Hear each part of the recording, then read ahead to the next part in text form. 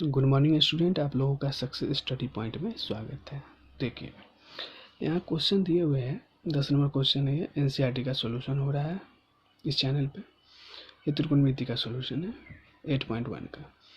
कह रहा है कि त्रिभुज पी क्यू आर में जिसका कोण क्यू कैसे दिए हुए, समकोण दिए हुए P R plus Q R बराबर 25 सेंटीमीटर दिए हुए और पी क्यू बराबर कितना दिए हुए, पी क्यू बराबर दिए हुए 5 सेंटीमीटर। बोल रहा है कि साइन पी कॉस पी और टैन पी के मान ज्ञात कीजिए। तो देखिए, सबसे पहले इसमें त्रिभुज के बारे में बात करें, वो भी समकोण त्रिभुज के बारे में बात करें। तो सबसे पहले हम लोग एक समकोण त्रिभुज बना लेंगे। देखिए, समकोण त्रिभुज यहाँ पे हम लोग बना लेते हैं। एक समकोण त्रिभुज यहाँ पे बना लेते हैं। ये समकोण त्रिभुज हो गया। अब देखिए, समकोण कहाँ होता है, यहाँ पे होता है। यहाँ कितना डिग्री का कोण होता है, 90 डिग्री का होता है। अब देखिए, कह रहा है कि क्यू कहाँ, क्यू पर समकोण है, मतलब समकोण तो यही होता है, तो मतलब क्यू यहाँ पे है। उसके बाद एक बच गया पी, एक बच गया आर, तो इसको मान लेंगे। अब कैसे हो गया, समकोण त्रिभुज पी क्यू आर हो गया। अब देखिए, अब बोल रहा है कि P R plus Q R बराबर दिए हुए हैं। कितना दिए हुए हैं, P R plus Q R बराबर कितना दिए हुए हैं, 25 सेंटीमीटर। 25 सेंटीमीटर से देखिए, उसका पी क्यू बराबर कितना दिया, पी क्यू बराबर 5 सेंटीमीटर दिए हुए। तो पी क्यू बराबर हम सिंपली 5 सेंटीमीटर यहाँ लिख लेंगे, 5 सेंटीमीटर। अब देखिए, अब तो यहाँ से हमको पी क्यू पता है, बट क्यू आर और पी आर नहीं पता है, तो हम लोग निकालेंगे। तो देखिए, पाइथागोरस प्रमेय से यहाँ पे लगाएंगे पाइथागोरस प्रमेय। अब पाइथागोरस प्रमेय लगाएंगे तो हम क्वेश्चन बहुत ही यहाँ पे पाइथागोरस प्रमेय लगाएंगे। देखिए, पाइथागोरस प्रमेय हम लोग लगाते हैं। सबसे पहले यहाँ लिख लेंगे पाइथागोरस प्रमेय से।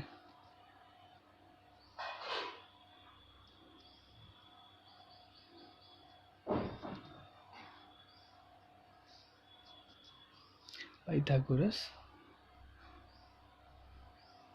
प्रमेय, तो पाइथागोरस प्रमेय बोलता है ना कि अगर हम लोग कर्ण का स्क्वायर करेंगे तो अन्य दो भुजाओं के वर्गों के योग के बराबर होता है ना। कैसे होता है, तो यहाँ पे हम लोग लिख सकते हैं कर्ण, तो इसे कहते हैं समकोण के सामने वाले को क्या कैसे बोलते हैं, कर्ण बोलते हैं। तो मतलब कैसे लिख सकते हैं हम लोग, पी आर का स्क्वायर लिख सकते हैं। पी आर का स्क्वायर बराबर अन्य दो भुजा, तो अन्य दो भुजा यही ना बचा, एक ये बचा और एक ये बचा, तो लिख लेंगे पी क्यू का स्क्वायर प्लस क्यू आर का स्क्वायर। तो देखिए, यहाँ से हम लोग को पी आर तो पता नहीं है, लेकिन क्यू आर पी क्यू पता है और क्यू आर भी नहीं पता है। तो देखिए, यहाँ से है ना हम लोग पी आर का मान निकाल लेंगे। तो पी आर का मान निकालेंगे, पी आर का मान यहाँ पे हम लोग पुट कर लेंगे। तो देखिए, पी आर का मान यहाँ से हम लोग निकालते हैं, पी आर हो जाएगा और 25 तो इधर आया ही, उसके बाद 25 तो इधर है। अब क्यू आर को उधर भेजेंगे ना, प्लस बराबर की साइड है तो प्लस में, तो उधर भेजेंगे तो कैसे हो जाएगा, माइनस में हो जाएगा, माइनस क्यू आर हो जाएगा। अब देखिए, क्यू आर का मान डायरेक्ट यहाँ पे रख लेते हैं हम लोग। क्यू पी आर का मान कितना दिए हुए हैं, 25 माइनस क्यू आर का यहाँ पे हो जाएगा होल स्क्वायर। पी क्यू बराबर दिए हुए, पी क्यू बराबर कितना दिए हुए, पी क्यू बराबर दिए हुए 5 सेंटीमीटर। पी क्यू बराबर कितना दिए हुए हैं, पी क्यू बराबर दिए हुए 5 सेंटीमीटर। तो यहाँ 5 का स्क्वायर आ जाएगा प्लस क्यू आर बराबर तो नहीं पता है, तो यहाँ पे हम लोग क्यू आर स्क्वायर लिख देंगे। स्क्वायर मतलब दोनों पर स्क्वायर है, मतलब एक ही है, ठीक है। अब देखिए, अब है ना 25 माइनस क्यू आर का होल स्क्वायर हो गया। तो देखिए, फार्मूला एक होता है ए माइनस बी का होल स्क्वायर, तो ए माइनस बी का होल स्क्वायर यहाँ पे लगा लेंगे हम लोग। फार्मूला तो आप लोगों को आता ही होगा, नहीं आता है तो हम लोग यहाँ पे लिख लेते हैं ए माइनस बी का होल स्क्वायर। क्या होता है, a square plus b square minus 2ab, नहीं होता है formula, a square plus b square minus 2ab minus 2ab, यही फार्मूला होता है। तो इसको हम लोग मान लेंगे ए, इसको मान लेंगे बी, इसको मान लेंगे ए, इसको मान लेंगे बी, तो होता है ए स्क्वायर। तो पहले ए स्क्वायर मतलब 25 का स्क्वायर हो जाएगा, 25 स्क्वायर प्लस बी स्क्वायर, तो क्यू आर का स्क्वायर हो जाएगा माइनस टू इंटू ए इंटू बी। तो ए किसको माने, 25 को माने हैं, बी किसको माने हैं, बी माने हम लोग क्यू आर को। अब इधर बराबर के उस साइड को सॉल्व करेंगे तो 5 का स्क्वायर 25 हो जाएगा और क्यू आर का स्क्वायर रह जाएगा। अब देखिए 25 को अगर 2 बार 25 का स्क्वायर कीजिएगा तो 625 आएगा प्लस क्यू आर, तो क्यू आर को तो जैसे कि तैसे लिख देंगे और माइनस। अब देखिए 2 में 25 से गुना कर लेंगे तो यहाँ पे हो जाएगा 50 क्यू आर हो जाएगा। अब देखिए इधर 25 हो गया प्लस क्यू आर का होल स्क्वायर।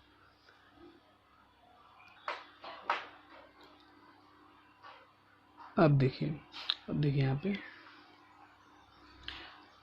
पे एक बात समझा देते हैं। देखिए बराबर के इस साइड भी अंक वही है, बराबर के उस साइड भी डिजिट मतलब वही है, तो ये दोनों क्या हो जाएगा, कट जाएगा। क्यू आर स्क्वायर से क्यू आर स्क्वायर कट जाएगा। ठीक है, तो यहाँ जो बचा है उससे हम लोग लिख लेते हैं 625 सॉरी माइनस 50 क्यू आर बराबर कितना दिए हुए 25 दिए हुए। अब देखिए हम लोग है ना 625 इधर है तो 25 को इधर हम लेंगे तो उधर प्लस में, इधर क्या चीज हो जाएगा माइनस में हो जाएगा। अब -50 क्यू आर को उधर भेज देंगे तो इधर माइनस में, तो उधर जाएगा क्या चीज हो जाएगा प्लस में हो जाएगा। अब देखिए 625 में 25 को घटा लेंगे तो 600 हो जाएगा, बराबर कितना हो जाएगा 50 क्यू आर। अब यहाँ से हम लोग क्या चीज़ निकालेंगे, यहाँ से हम लोग क्यू आर निकाल लेते हैं तो क्या चीज़ हो जाएगा 600/25 हो जाएगा। हम लोग इसे आप लोग काट लेंगे। देखिए 0 से 0 कट जाएगा, ऊपर भी 0 नीचे भी 0 कट गया। अब 5 से इसे हम लोग काट लेंगे 12×5 = 60। तो यहाँ से क्यू आर का मान कितना आ गया, क्यू आर का मान आ गया ना 12 सेंटीमीटर। हम लोग सेंटीमीटर क्यों नहीं लिखते हैं ना, क्योंकि सेंटीमीटर लिखने से भी कोई फ़ायदा नहीं, क्योंकि जब भी मान हम लोग निकालेंगे साइन पी का किसी के तो वो कट जाएगा, तो लिखने का कोई फ़ायदा नहीं है। बट हम लिख दिए हूँ यहाँ पे। चलिए आगे देखते हैं। अब देखिए अब तो पी आर का मान पता चल गया, सॉरी क्यू आर का मान तो पता चल गया। तो देखिए क्यू आर का मान पता चल गया तो पी आर का मान यहाँ से निकल सकता है। तो देखिए पी आर है 25 माइनस क्यू आर का मान कितना आया था, अभी क्यू आर का मान 12 आया था, तो यहाँ पे हम लोग 12 पुट कर लेंगे। अब देखिए हो जाएगा पी आर बराबर, अब यहाँ पे हो जाएगा 13, घटा लेंगे तो हो जाएगा 13। ठीक है, मतलब कि पी आर का मान कितना आ गया 13 आ गया। ठीक है, तो सब कुछ का मान पता चल गया। क्यू आर का मान कितना आया है, क्यू आर का मान आया है 12, तो यहाँ पे रख लेंगे हम 12 सेंटीमीटर हो जाएगा। उसका पी आर का मान कितना आया है 13 सेंटीमीटर। सब कुछ पता चल गया। अब हम लोग डायरेक्ट निकाल लेते हैं जो बोल रहा है क्वेश्चन में। पहले बोल रहा है साइन पी का मान निकालने के लिए, साइन पी, उसके बाद बोल रहा है कॉस पी, उसका बोल रहा है टैन पी। मतलब सब में कहाँ पे बन रहा है, कौन पी पर बन रहा है, पी पर बन रहा है, पी पर। तो थीटा को हम लोग कहाँ बना लेंगे, पी पर बना लेंगे। वो थीटा इस पर यहाँ बनेगा तो इसके सामने वाला क्या हो जाएगा, इसके सामने वाला पी हो जाएगा, ये बी हो जाएगा। एच तो कभी बदलता नहीं है, बी है, थोड़ा अच्छे से लिख दिया हूँ। चलिए साइन थीटा का फॉर्मूला होता है P/H, कोस थीटा का फॉर्मूला होता है B/H, और कॉट थीटा का फॉर्मूला होता है P/B। अब हम लोग इस सब का मान रख लेते हैं। देखिए तो P का मान कितना है, P का मान है 12, H का मान तो कहीं बदलता नहीं, H का मान 13 है। अब देखिए B का मान कितना है, B का मान 5 है। जब थीटा कहाँ बन रहा है, P पर बन रहा है, 5 है। हाँ H तो कभी बदलता नहीं, H तो थीटा का 13 रहेगा। देखिए P, तो P पर बन रहा है तो tan P का मान निकालना है, तो P क्या चीज़ हो जाएगा, P हो जाएगा 12, B क्या चीज़ हो जाएगा 5, 12/5, 12/5 5 हम लोग डायरेक्ट यहाँ से भी लिख सकते थे पी, अब भी यहाँ पे है तो हम लोग डायरेक्ट लिख सकते थे। चलिए यही आंसर हो गया सबका।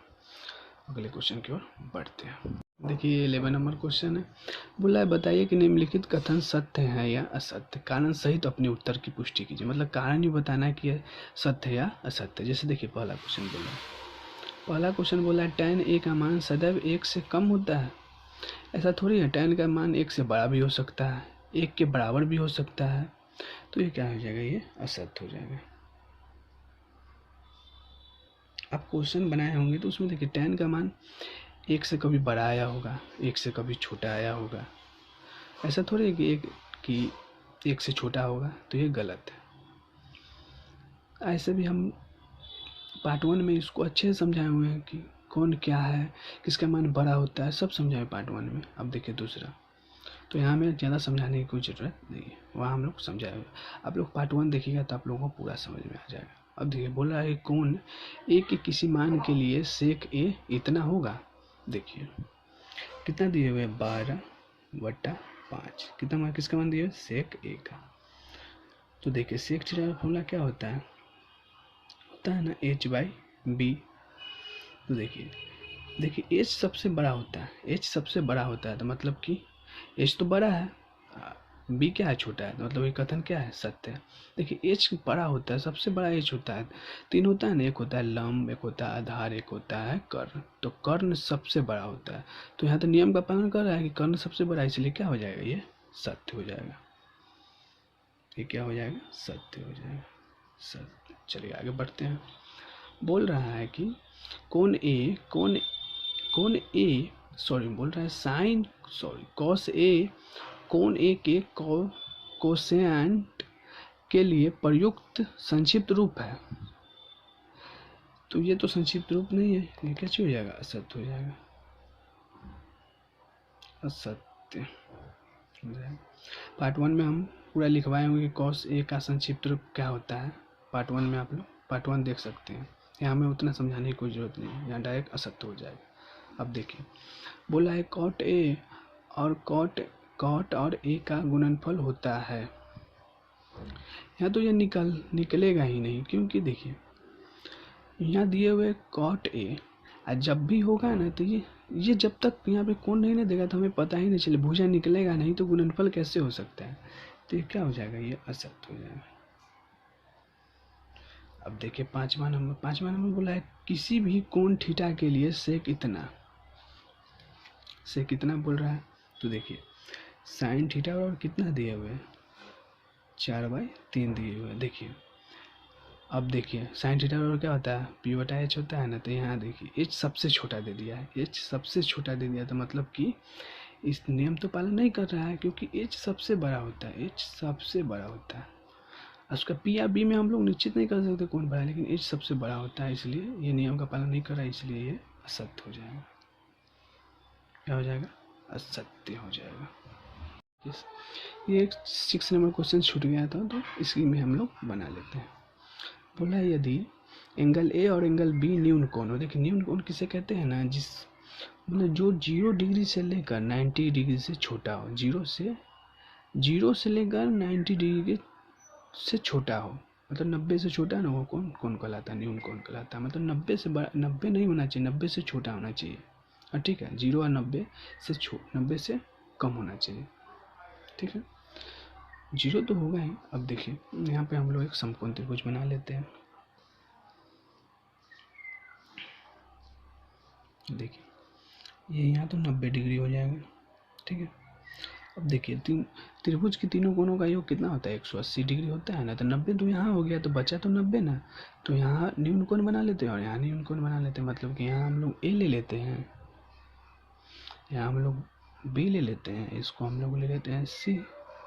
अब ऐसा क्यों किए हैं, अब देखिए बताते हैं। क्योंकि तीनों कोणों का मान कितना होता है, त्रिभुज के तीनों कोण 180 डिग्री, 90 तो यही हो गया, तो बचा 90 ना। तो ये 45 हो सकता है, चाहे ये 45, चाहे ये 45 से, चाहे ये 45 से बड़ा भी हो सकता है, 45 से छोटा भी हो सकता है, कुछ भी हो सकता है।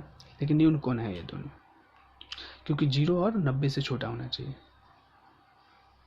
ठीक है, चलिए हाँ, तो क्वेश्चन हम पढ़ लें, जो दिया हुआ है पहले वो हम लोग लिख लेते हैं।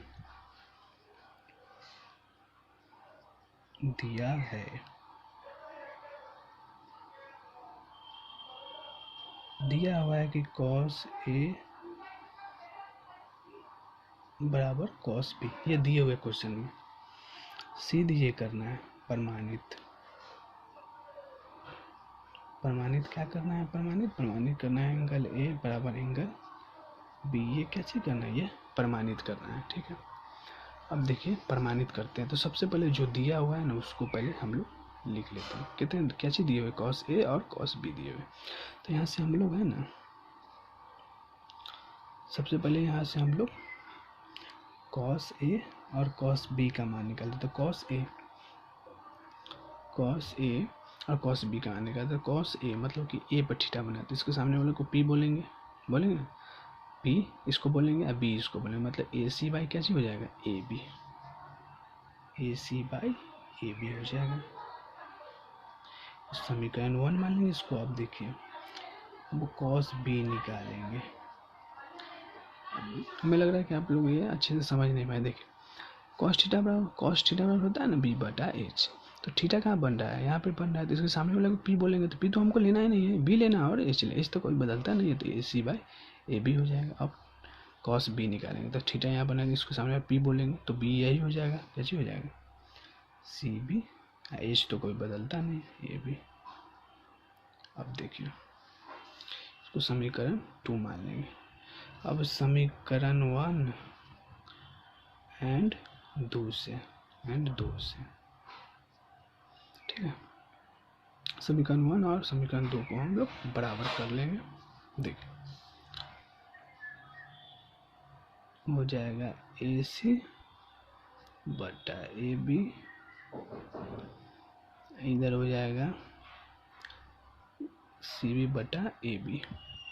अब देखिए AB से भी कट गया तो क्या चीज़ बचा AC बाई CB। अब देखिए यहाँ से हम लोगों को ना एक बात समझ में आ रहा है। देखिए अगर दो भुज 9th में पढ़ना है, अगर दो भुजा बराबर हो जाए ना, और बराबर भुजाओं के सम्मुख कोण क्या चीज होते हैं? बराबर होते हैं। ये हम लोग लिख लेते हैं, चूंकि बराबर भुजाओं के सम्मुख कोण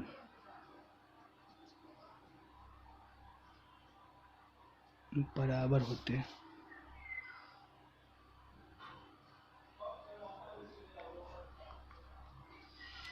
बराबर भुजाओं के सम्मुख कोण बराबर होते हैं। देखिए यहाँ एक ये भुजा बराबर हो गया, एक ये भुजा, तो इसके सम्मुख कोण इसका ये हो जाएगा, इसका ये हो जाएगा, इस भुजा का ये हो जाएगा, इस भुजा का ये हो जाएगा। तो पहले AC है, तो AC का सम्मुख कोण क्या हो जाएगा? Angle A। CB का सम्मुख कोण यही हो जाएगा। कैसे हो जाएगा? एंगल यही क्या चीज हो गया? यही प्रूफ हो गया। इसे हम लोग और तरीक़ा से भी प्रूव कर सकते हैं। गणित में बहुत मेथड है, बहुत मेथड से आप लोग सॉल्व कर सकते हैं, बट ये मेथड हमें अच्छा लगा इसलिए हम लोग ये बता दिए। थोड़ा हल्का भी है।